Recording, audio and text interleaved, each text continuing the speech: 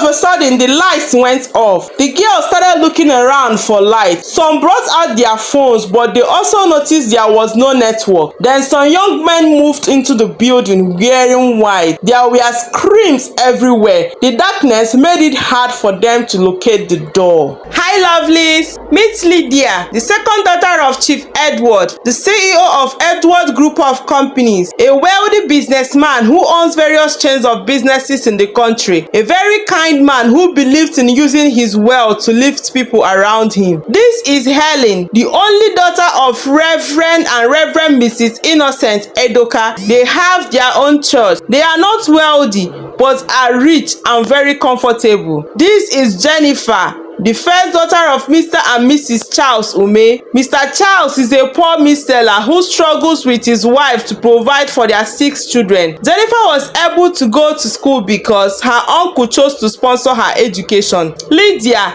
Helen and Jennifer are roommates that turned out to be best friends. They attended lectures together and did almost everything together. Jennifer was the errand girl of the group. As someone from a poor home, her uncle only pays her school fees. Then she struggled to take care of herself with a little help from her parents. She does all the washing, cooking and cleaning for her and her friends in turn provided for her. Helen was the cook sometimes. She's a very lazy girl that wanted everything done for her. Lydia was the provider of the group. As a daughter of a wealthy man, her parents gave her everything she needed to have a less stressful school experience. But Lydia was never satisfied. She wanted more. She is a very intelligent and beautiful girl. All she wanted was to live a life of luxury, a life she knows her father can afford. But her father is a disciplined man who believes that there is time and season for everything. Lydia is always the life of every party happening on campus,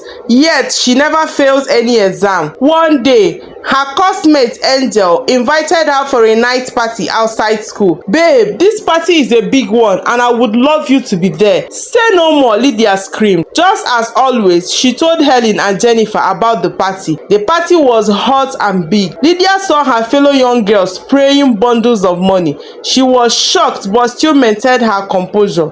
She kept wondering where and how they made so much money. After the party, her curiosity wouldn't let her be, so she went to Angel and asked her, "See Angel, I want to be like you girls. I need this money. Please show me the way. I am your babe." Angel laughed. "Are you sure you want to know the way?" "Yes.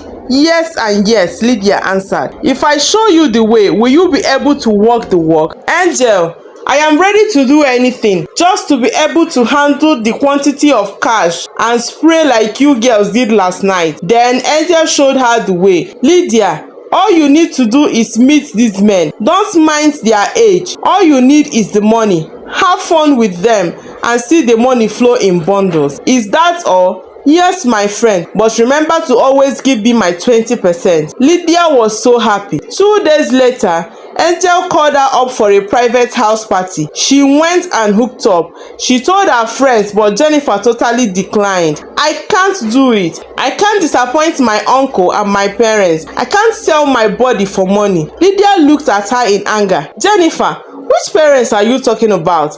The ones that have been feeding you or what?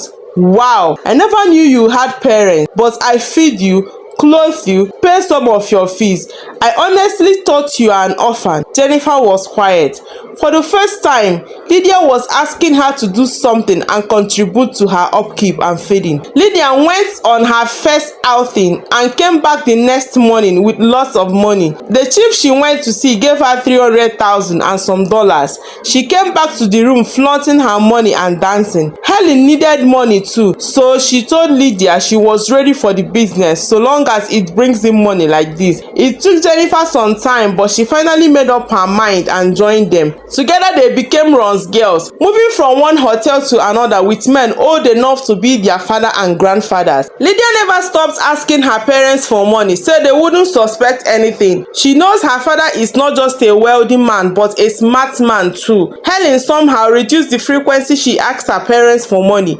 Her mother also noticed the changes in her appearance and looks but didn't didn't bother much about it. Jennifer, on the other hand, totally stopped asking her parents for any form of assistance. They were never bothered. Rather, they were happy that she finally relieved them of the stress of sending her money. During one of their school holidays, Angel called Lydia and told her about a house party they needed to attend. Chief is a wealthy man, baby girl, and this party will be hot. The 1% of the 1% in Lagos would be there. Lydia was happy. She called Helen and Jennifer, and they all agreed on the time and venue to gather and go together. School was not in section, so they lodged in a hotel. It was time for the party, and they all dressed so hot and ready to party. At the party, they all enjoyed themselves and had so much fun. At 12 midnight, people started leaving. Jennifer quietly signaled Lydia and Helen for them to go, but they refused. She wasn't comfortable as she noticed some strange movements around. There was a change in the room and something seemed off. But since they were not ready to go, they actually came for the after party, and that is where they would make their money. A few minutes after midnight, all of a sudden the lights went off. The girls started looking around for light. Some brought out their phones, but they also noticed there was no network. Then some young men moved into the building wearing white.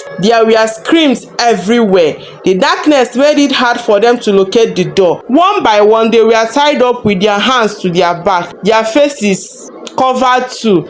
They were brutally raped. Then they started to hear shouts and scream. Helen cried and cried. She kept on calling Lydia and Jennifer, but none of them was close to her. When they carried Lydia to the room, she cried, please don't end my life. How much do you need? My father will pay. My father is Chief Edward of Edward's Group of Companies. He would pay. There was silence as one able-bodied man walked into the room. Who are you? Are you sure you are Chief Edward's daughter? Yes, I am his second daughter. My name is Lydia. Wow, so what are you doing here? What do you need this money for? What money do you need that your father cannot give you? Chief Edward is my mentor and he's like a father to me. He showed me so much kindness and made sure my business blossomed. A very upright man. He tried his best with me, but somehow I chose my path. I wouldn't hurt Chief Edward, and for his sake I would let you go. He ordered the boys to take Lydia to the road and help her get a ride. As she was leaving,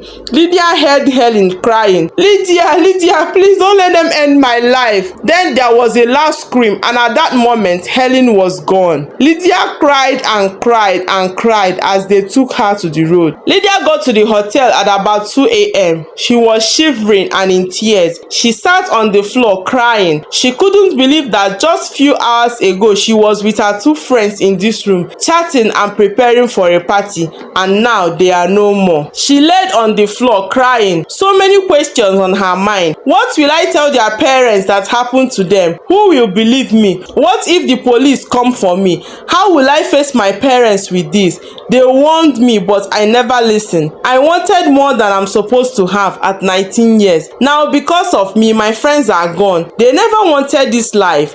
I pushed them into it, especially Jennifer. She kept on crying and somehow slept off. At around 6 a.m., she heard a knock on the door. She screamed and woke up in fear. The knock came again and she looked. It was Jennifer. Jenny, she screamed as she opened the door in tears. They hugged each other crying. Jennifer had bruises all over her body. Where is Helen? Jennifer asked. Lydia cried. Helen is gone. How did you escape? I pleaded with them for mercy. When I told them who my father is and that he would pay any amount for my life, they freed me because of him. But I promised never to tell my dad about it or give any information to the police, because if I do, they will come for me. Then Lydia looked at Jennifer. How did you escape? Lydia, remember I told you people to come, let's go, when those men were going? I noticed something was off in the environment. As a girl that was raised in the ghetto, I also learned street smartness. I wasn't comfortable with the strange moves. After you said no and even laughed at me for being scared, I stayed for some time and decided to go. But as I crossed the door and almost at the gate, the lights went off. I pleaded with the gate man to let me go, but he told me the gate is locked. I hid at one corner crying. Then he came to me and decided to help. He directed me to the back door that is still open, and they were bringing in goods from there. Somehow, God showed me mercy and I managed to escape. I have been trekking since last night. God spared my life. They cried and mourned their dear friend Helen. Lydia never stopped blaming herself for what happened to Helen. It's all my fault. Now Helen, my dearest friend, is gone. Jennifer also cried and thanked God for trusting her instincts. Lydia, haunted by the loss of her dear friend and the horrors she witnessed, lived with guilt, fear, and the consequences of her choices. She is still confused on whether to seek redemption by exposing the truth or to remain silent, burdened by the weight of her past. Moral lesson: the story teaches that the pursuit of wealth and luxury through shortcuts such as exploitation and dangerous relationships can lead to their consequences.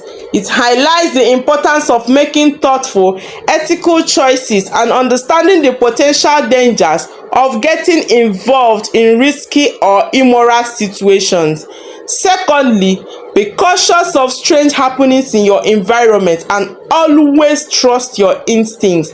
Finally, let's know that actions have consequences, and true fulfillment and safety come from making decisions that align with personal integrity and long-term well-being rather than instant gratification. Thank you so much for listening to my story. If you're coming across my channel for the first time, please subscribe to my channel to support my growth. And to my previous subscribers, thank you so much. Thank you for supporting my growth. I really appreciate your kindness. Do not forget to turn on your notification bell for more interesting stories from Amaka's Folk Tales. Bye bye.